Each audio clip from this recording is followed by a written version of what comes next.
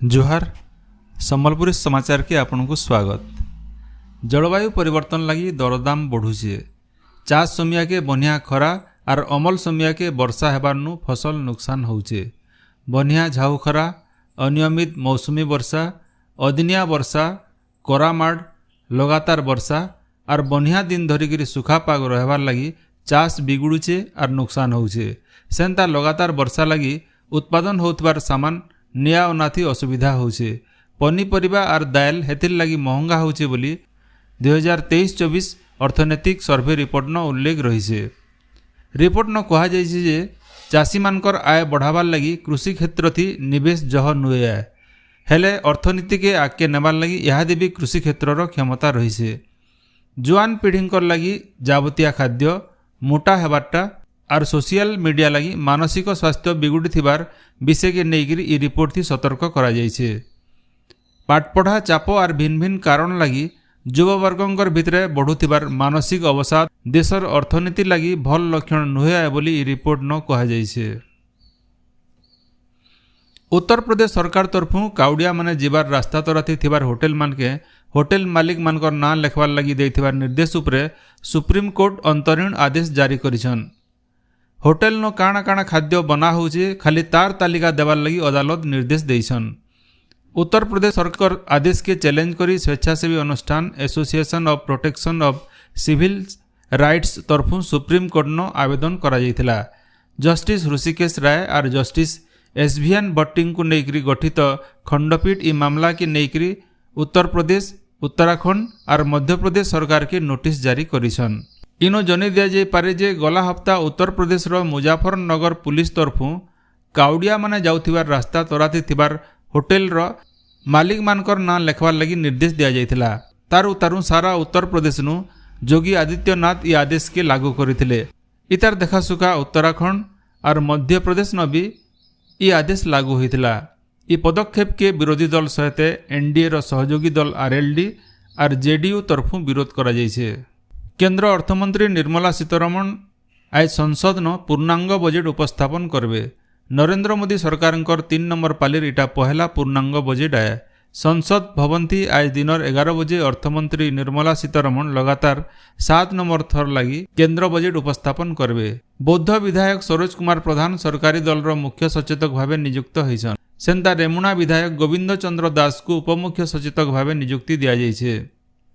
ई बाबदे संसदीय व्यापार विभाग तरफु विज्ञप्ति बाहरी छे।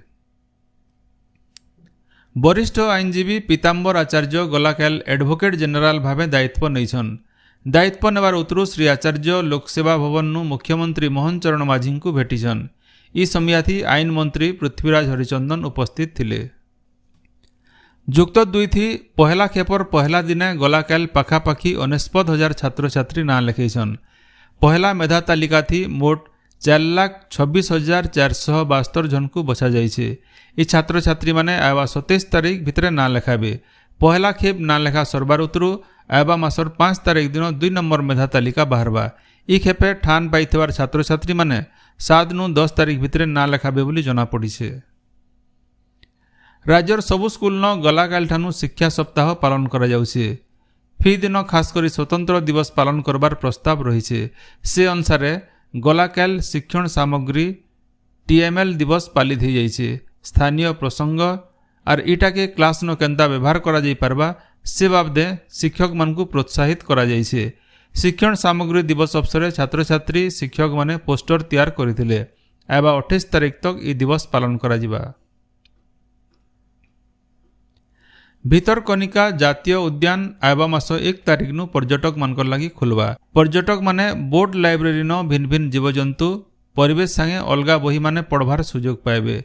इतार छड़ा पर्यटक माने बिना आवाज करुथबार बोट थी बसिकिरी कुंभीर देखबार सुजोग पाई पारबे। इथिर लगी डांगमाल ठाने 6टा आउ गुप्ती ठाने 4टा फाइबर बोटर व्यवस्था करा जाइछे। राज्य नुआ करी खुलिथिबार 6टा कोर्ट लगी राज्य सरकार 72टा पदवी मंजूरी करिछन। सेतिर भितरे अतिरिक्त जिला आउ सेशंस कोर्ट रहिछे। कटक, भद्रक, नीलगिरी, उदला, पटामुंडाई और खरियार न खुलिथिबार ई कोर्ट मानके नुआ नियुक्ति लगी राज्यपाल मंजूरी मिलिथिबार जना पड़िछे। ସମ୍ବଲପୁର ଜିଲ୍ଲା ହୀରାକୁଦର ହିଣ୍ଡାଲକୋନ ଡ୍ୟୁଟି ସାରିକିରି ଘରକେ ଫେରୁଥିଲା ବେଲେ ଦୁଇଟା ଟ୍ରକ୍ ମଝିଥି ଚାପି ହେଇକିରି ଜଣେ କର୍ମଚାରୀଙ୍କର ଜୀବନ ଯାଇଛେ। ଆଜ ବୁର୍ଲା ଭୀମସାରନ ତାକର ପୋଷ୍ଟମର୍ଟମ କରାଯିବା। ମୃତକଙ୍କର ପରିବାରକେ କ୍ଷତିପୂରଣ ଦେବାର ଲାଗି ଦାବି କରାଯାଇଛେ। ସମ୍ବଲପୁର ଜିଲ୍ଲା ଧମା ଥାନା ଡକରା ବଡ଼ମାଲ ଗାଁର ଜଣେ ଜୁଆନ ପିଲାର ପାନି ବୁଡ଼ିକିରି ଜୀବନ ଯାଇଛେ। ଗଲାକାଲ ଦ୍ୱିପହରେ ବନ୍ଦକେ ଯାଇଥିଲା ବେଲେ ଏହି ଅଘଟନ ଘଟିଥିବାର ଜଣାପଡ଼ିଛେ। କାପୁଡ଼ି ସମାଜକେ SC/BC ଆର୍ OBC ପ୍ରମାଣପତ୍ର ଦେବାର ଲାଗି ଭଟଲି ବିଧାୟକ ଇରାଶିଷ ଆଚାର୍ଯ୍ୟ ମୁଖ୍ୟମନ୍ତ୍ରୀ ମୋହନ ଚରଣ ମାଝୀଙ୍କର ଠାନେ ଦାବି କରିଛନ୍। ପଶ୍ଚିମ ଓଡ଼ିଶା କାପୁଡ଼ି ସମାଜ ତରଫୁ ବନିଆ ଦିନୁ ଇ ଦାବି ହୋଇ ଆସୁଛେ। ରାଜ୍ୟ ଅନଗ୍ରସର ଜାତି କମିଶନ ତରଫୁ ଇ ଦିଗେ ପଦକ୍ଷେପ ନେବାରକେ ଦାବି ହେଉଛେ। ବରଗଡ଼ ଜିଲ୍ଲା ପାଇକମାଲ ବ୍ଲକ ଲଖମରାନୁ ମୁଖ୍ୟମନ୍ତ୍ରୀ ବସ୍ ସେବା ଯୋଜନା ମୂଲ ହେଇଛେ। ଏତକେ ଲଖମରା ଚର୍ଦାପାଲି ସରାଇକେଲା ପଞ୍ଚାୟତ ସାଙ୍ଗେ ଫ୍ରେଜରପୁର ଆଦର୍ଶ ସ୍କୁଲକେ ପଢ଼ି ଯାଉଥିବାର ଛାତ୍ରଛାତ୍ରୀମାନେ ବସ୍ନ ସୁବିଧାଥି ଯା ଆସ କରିପାରବେ। ବରଗଡ଼ ଜିଲ୍ଲା ଗ୍ରାମାଞ୍ଚଳ ଥାନା କଲାପେନ ପଞ୍ଚାୟତ ବୁଦେଲପାଲି ଗାଁର ଝନକର ଗୁହାଲେ ଗଲା ରାତି ଜୁଏ ଲାଗିକରି ପଟେ ଫଲତି ଗାଏ ଆର୍ ଚାରପଟ ଛେଲ ପୁଡ଼ି ଯାଇଛନ୍। ଦମକଲ ବାହିନୀ ଜୁଏକେ ଆୟତ କରିଥିଲା ବେଲେ କେନ୍ଥି ଜୁଏ ଲାଗଲା ପୁଲିସ ତରଫୁ ତାହାର ଛାନଭିନ ଚାଲିଛେ।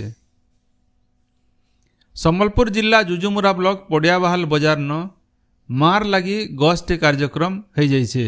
ସରପଞ୍ଚ ସରସ୍ୱତୀ ଭୋସାଗରଙ୍କ ନେତୃତ୍ୱତି ହୋଇଥିବାର ଏହି କାର୍ଯ୍ୟକ୍ରମଟି ଜଙ୍ଗଲ ବିଭାଗର କର୍ମଚାରୀ ଆର୍ ପଞ୍ଚାୟତର ସିଆନ ସୁଜନମାନେ ସାମିଲ ହୋଇଥିଲେ। ପଶ୍ଚିମ ଓଡ଼ିଶାର ଭିନ୍ନ ଭିନ୍ନ ଜିଲ୍ଲାମାନକେ ଗଲାକାଲ ଜିଲ୍ଲାପାଳ ଆର୍ SP ମାନଙ୍କର ମିଳିତ ଯୁଗ୍ମ ଅଭିଯୋଗ ଶୁଣାଣି ହୋଇଯାଇଛେ। ସମ୍ବଲପୁର ଜିଲ୍ଲା ରେଙ୍ଗାଲି ବ୍ଲକ କାର୍ଯ୍ୟାଳୟନ ହୋଇଥିବାର ଶୁଣାଣିଥି 24ଟା ଅଭିଯୋଗର ଶୁଣାଣି ହୋଇଥିଲା। ସେନ୍ତା ସୁବର୍ଣ୍ଣପୁର ଜିଲ୍ଲାର ବୀରମହାରାଜପୁର ବ୍ଲକନ ହୋଇଥିବାର ଅଭିଯୋଗ ଶୁଣାଣି ଶିବିରଥି 37ଟା ଅଭିଯୋଗର ଶୁଣାଣି ହୋଇଥିଲା। ବୌଦ୍ଧ ବ୍ଲକ କାର୍ଯ୍ୟାଳୟ ହୋଇଥିବାର ଜନଶୁଣାଣିଥି 12ଟା ଅଭିଯୋଗର ସାଙ୍ଗେ ସାଙ୍ଗ ସମାଧାନ କରାଯାଇଥିଲା। ନୂଆପଡ଼ା ଜିଲ୍ଲା ଖଡ଼ିଆଲ ବ୍ଲକ ସମ୍ମିଳନୀ କକ୍ଷନ ହୋଇଥିବାର ଶିବିରଥି 49ଟା ଅଭିଯୋଗର ଶୁଣାଣି ହୋଇଥିଲା। ଇତାର ଛଡ଼ା ଦେବଗଡ଼ ଜିଲ୍ଲା ରିଆମାଲ ବ୍ଲକର କୋଲ୍ହବସା ଗ୍ରାମ ପଞ୍ଚାୟତ ସମ୍ମିଳନୀ କକ୍ଷନ ହୋଇଥିବାର ଯୁଗ୍ମ ଅଭିଯୋଗ ଶୁଣାଣି ଶିବିରଥି 37ଟା ଅଭିଯୋଗର ଶୁଣାଣି କରାଯାଇକରି ସେମାନଙ୍କର ସମାଧାନ କରାଯିବାରକେ ଜିଲ୍ଲାପାଳ ନିର୍ଦ୍ଦେଶ ଦେଇଥିଲେ। ବରଗଡ଼ ଜିଲ୍ଲା ଭଟଲି ପଞ୍ଚାୟତ ସମିତିନ ହୋଇଥିବାର ମିଳିତ ଅଭିଯୋଗ ଶୁଣାଣି ଶିବିରଥି 40ଟା ଅଭିଯୋଗର ଶୁଣାଣି ହୋଇଥିଲା।